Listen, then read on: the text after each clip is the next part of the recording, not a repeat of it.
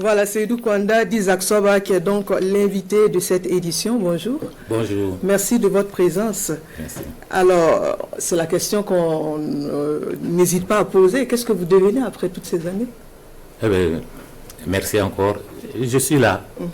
Je suis là et comme tout fonctionnaire à la retraite, il y en a qui retournent à la terre, il y en a qui s'occupent. Sur le plan artistique, actuellement, ce n'est pas facile. Ce n'est pas facile parce que si vous voulez vous faire voir, il faut initier un concert. Et là, initier un concert, il faut un orchestre disponible. Il faut une salle de répétition, il faut des séances de répétition. Il faut autour de toi un staff. Voilà, et compte tenu de tout ça, l'un dans l'autre, c'est pas facile. Et en plus, les événements dans lesquels on peut se faire voir, c'est par exemple nos grands événements nationaux, comme le SIAO, le FESPACO. Et là, ceux-là qui sont chargés de la programmation des artistes font des choix. Il faut qu'on vous invite. Bien sûr, il faut qu'on vous invite. C'est-à-dire que vous avez en quelque sorte laissé tomber le côté artistique de votre parcours? Non, pas tout à fait. Ça veut dire que vous êtes en attente, s'il y a une opportunité, vous... Exactement, c'est bien le cas. D'accord. Je vous voyais sourire aussi tout à l'heure au propos de certains des intervenants de ce reportage qui fait un peu le plan sur votre parcours, autant au point de vue thématique, les thématiques que vous abordez, vous êtes le Isaac Soba, vous donnez le conseil, vous attirez l'attention sur ce qui ne va pas, sur ce qui peut aller. Quel est votre commentaire quand vous voyez de tels propos à votre sujet? Il n'y a rien à dire. Ces deux messieurs que vous avez vus, ce sont des gens qui m'ont côtoyé depuis longtemps, ils m'ont supporté. Je peux dire qu'ils ont été quelque chose même dans ma carrière. Parce que Djiga, qui était à la radio nationale, tout à fait. Mais il n'est pas le seul, c'est vrai. Qui vient de prendre sa retraite il n'y a pas très longtemps. Bien sûr, bien sûr. Et en plus, c'est mon esclave, il n'avait pas le choix. Enfin, j'espère qu'il viendra se défendre. Moi, je ne peux pas m'interposer. Ok. D'accord. Bon, quant à Damien, il a produit beaucoup de mes albums. Si bien que tout ce qu'il a dit, c'est vrai. Il me connaît. Il me connaît très bien. En disant ça, il sait de quoi il parle. D'accord. D'accord. Alors, de quoi est fait votre quotidien à présent? Mon quotidien, bon, étant à la retraite, je milite dans des associations socioculturelles et culturelles. D'accord. Si bien que je suis partagé entre le village et la ville de Ouagadougou, mais plus à Ouagadougou. C'est-à-dire que quand il y a des événements au village, j'y vais. Mais le quotidien,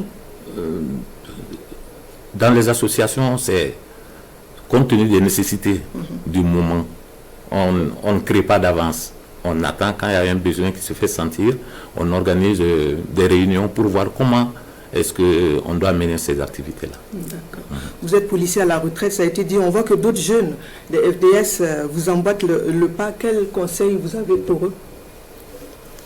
Un conseil en tant que tel. Bon, je n'ai pas coupé le pont avec eux. Il y en a qui me fréquentent parce que la dernière fois, en décembre, j'ai été même président du jury Sodara d'Or. Donc, avec ces artistes-là, j'ai des contacts, mais pas trop forts.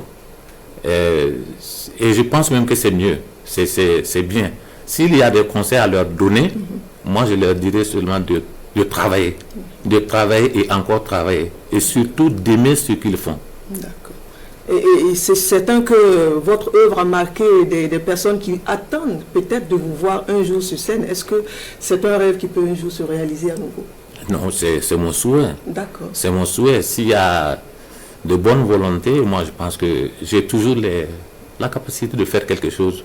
Parce que avant que je n'aille à la retraite, il y avait dans le sac quelque chose. D'accord. Et on pourra les faire ressortir. Et c'est toujours au bout du jour. Ah ouais, ça peut toujours donner. Donc vous attendez juste, je ne sais pas...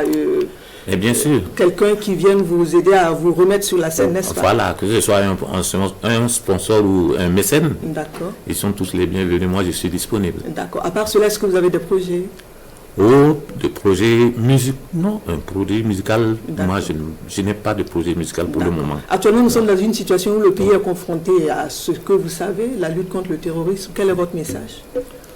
Vous voyez que, ayant évolué au sein de la police nationale et côtoyer les forces armées nationales, j'ai mon mot à dire. C'est bien qu'actuellement, à la tête du pays, nous avons un gouvernement, des hommes qui sont venus et qui ont remis tout à plat. Et ils sont revenus avec de nouvelles idées. Et la population a adhéré.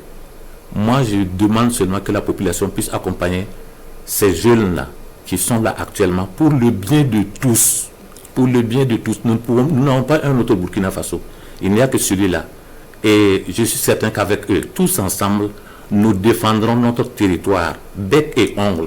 Et personne ne viendra nous imposer quoi que ce soit.